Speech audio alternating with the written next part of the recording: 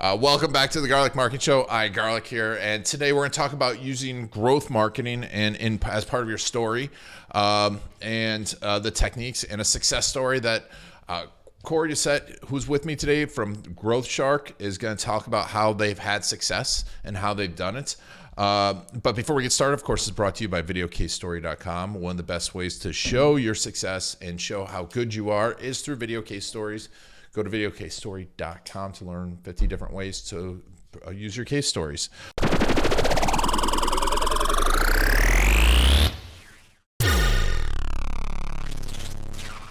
Cory, tell me a little bit about Growth Shark and how you guys got into using these causes. Well, not using them, but harnessing, helping causes and lining up with the story. Yeah, so the Growth Shark, we're really, our motto is to help forward-thinking brands grow the right way.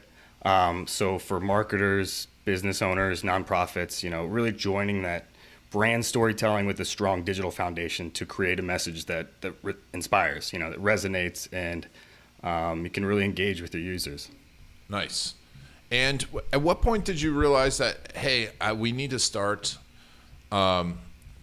start helping people find these causes to align with? Well, I mean, it came from, I think, my experience early on. So I actually got my start in digital marketing at a place called Zog Digital. The founder was Jeff Herzog, who actually founded iCrossing back in '98. Oh. It was a big brand specialized in search media. Sold that to Hearst Media for like $325 million. But it was cool because that was a mentoring moment for me and my experience at that agency to really understand how impactful, you could be working with these Fortune 500 brands, and the close relationships. My role was to get in and understand the brand and find where the opportunity lies. And, being in meetings with the CEO of Chuck E. Cheese and the head of digital for Overstock, you would find that a lot of these stories that they, kind of told about the brand weren't being necessarily picked up by the actual brand. And there are ways to always draw that back. And I think I kind of took that when I eventually, left and founded the Growth Shark last year, and start to leverage those stories and really position them as the, the main calling point to the brand, and really focusing that part of your message throughout, the brand. And so you've done this now with a couple companies, and we're going to talk a little bit about a company called Hex Skin. Tell me a little bit about who they are and how you got into this. Yeah, so Hex Skin's a premium swimwear brand, and they're really cool because they focus on being an alternative that's eco-friendly, but also tying a underlying cause to the brand. So we actually teamed up with them, created this mangrove initiative, and this is basically for every purchase, they plant 2 mangrove trees, which is really cool because that sequesters 680 carbon CO2 over its lifetime per plant. And those are, you being, Ian from Orlando, like how vital these are for Florida's coastline, preventing erosion and so on.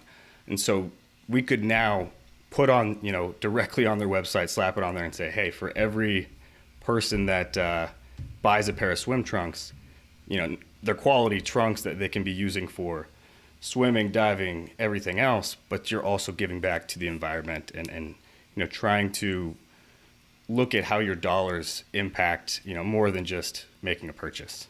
And when you were doing this, what was the problem you were solving? Why did Hex Skin want to do something like this?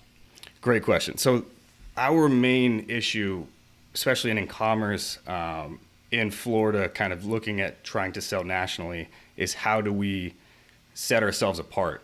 And that was the real unique selling proposition that we were able to then create for them is you are purchasing, something that's going beyond just your dollar, and right, tying that again back to the coastline, back to a cause that I think would resonate with somebody who, especially from Florida or just in the water in general, has that underlying connection to the environment, to water, to doing what they can to help. Nice. And how did you all implement this? How did you integrate it into their marketing? Well, at first, our three big rocks, you could say, is we always want to start with the email marketing, because we think that's a one big area. And you had mentioned that before on one of your previous episodes with Jared Loftus over at rasa.io. And he made a great connection to the idea that you need to have valuable content, but also content that's specific to each user. And that's something that we try to do in the sense of building a strategy that starts out very generalized, but then starting to find ways to segment. One really cool tool that we like to utilize a lot is Typeform. Typeform is one of those questionnaire tools that you can get pretty detailed and start to get granular and customize what your approach is, kind of picking out from disseminating, what the data they give you, and really maximize that. Because I think a lot of companies, a lot of marketers out there have the data. They just don't know what to do with it or how to continue testing on top of that data. So along with the marketing, it was instilling a culture of testing. So, once one test is done, installing another test and kind of rolling that over to the content strategy too, and the SEO, which is the other big rock. And then the third rock being the digital infrastructure. So like their website, and making sure all of that still aligns with that messaging and that content, that SEO. And you mentioned testing and data. What kind of things were you testing to make sure this was working? So for them specifically, we were really trying to hammer home on the conversion rates, because we were bringing in a good number, and a lot of them was, trying to just collect that email, get that email capture, so we can put them into our flows. But we try to KPI it at two real key indicators, and those were conversion rate, and obviously how many people are purchasing. And then we have our after the purchase, looking at the customer lifetime value and the CAC as well, the cost per acquisition. And once we started getting a good baseline, we started to figure out, where were their priority flows? Where were the flows that were actually resulting in revenue? So I think when you're starting to dig into that data, that's a key part, is to figure out where is the actual money flowing in from, and which are more engagement flows, and being able to properly hone in on those. And once you did that, what kind of results did you start? When did you first start to see results? What were they? Good question. And we started seeing results immediately in the first month. And after that first month, we were starting to get an idea, with like the average session duration was going up. We had over 40%, and then really the overall conversion rate after a month, over 100%. So once we start seeing that, and then continuing to build off of those studies, that 103% conversion rate compared to last month, which was a little bit more of a baseline, and then continuing off that the next month, another 80% conversion rate bump, and then seeing that month over month, you really start to experience or realize, that experience that you're giving them, that tailored experience, is actually having an effect. Nice. And in the end, what kind of numbers did you end up getting? How did you improve the business? Well, it's still going right now, so we don't have the exact numbers, but overall, we're seeing a return on investment from his side over the last 6 months, that he's seeing, tenfold from where he started with us. But again, I don't have the exact numbers, but it's something that we want to always tie it back to that baseline data too, because it's kind of throwing out where it came from, and not having that key data at the beginning. It's hard to relate it right back to it.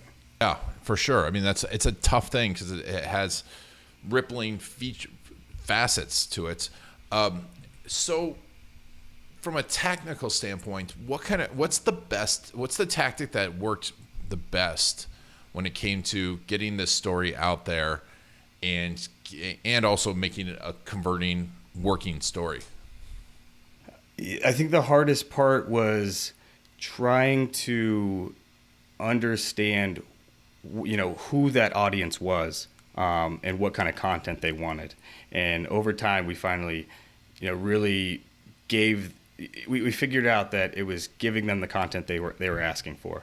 So supplying the answers to them, if they're looking for more lessons, like a guide for how they can better be in the water, or if they're just wanting to look good for the next time they're going to be on the beach. So kind of understanding which bucket to put them in, and then continuing to follow up too, and not just forgetting about that customer, which I think happens a lot, especially with the email side of things, is after you get the purchase, kind of falling off and not knowing how to retouch and re-engage with those users. So that was something that we started to build a great flow and retargeting those users and being able to get back in front of them.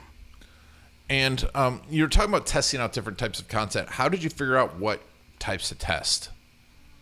Great question. Well, we looked at, who were going to be the people coming to Hex Skin and looking for swimwear.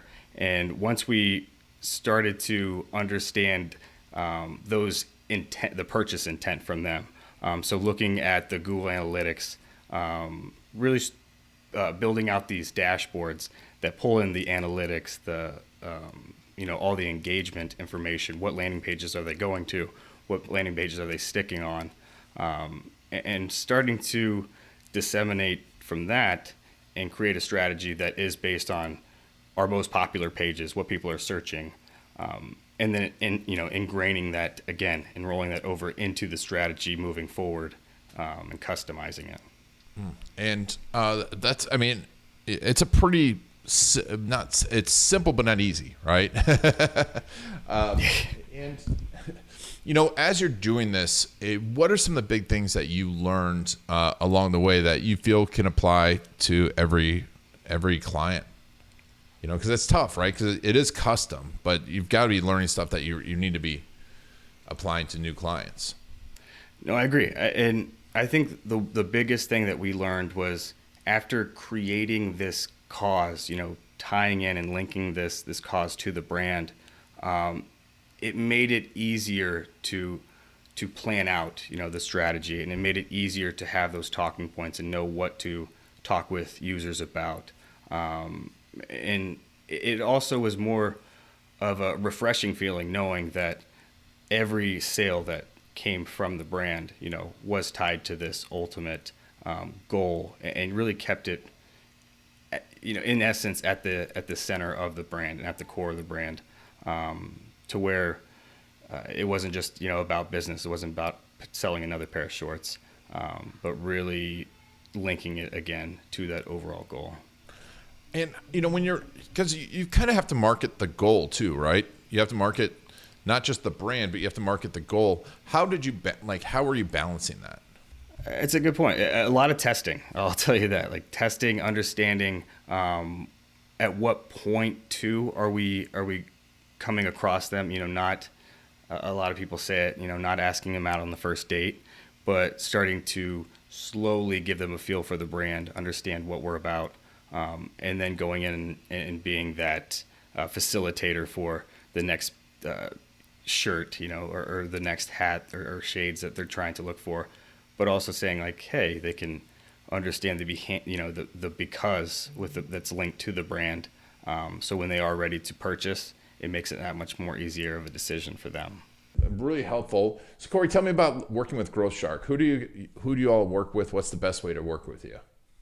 So we work with e-commerce brands, service brands, digital brands, really. You could be a brand that's Fortune 500, looking for a new acquisition, or you could be somebody that is just starting to build out the brand or a startup. So we like to think that it's anybody that's looking to create a message that inspires, but also has the time and the resources to put that in when they aren't maybe necessarily able to go out and hire a bunch of people, but more outsource that brand, that digital brand and marketing team. Love it. Love it. And just go to growthshark.com, I'm assuming. Yeah. Growthshark.com. And then, yeah, if you have any questions, you can always hit us up at team@thegrowthshark.com. And we'd love to help you out. And again, it's one of those processes that everybody's custom, and you hear it time and time again. But we really like to jump in and figure out what our opportunities are with our partners, and exploring that. And again, building the brand the right way, backed by data. Awesome. And we'll make sure people connect to you. You can all reach out to them. And Cory, best place to follow you, LinkedIn? Yeah, LinkedIn. You can follow us on Instagram as well at The Growth Shark. And then another thing we really like to utilize are videos too.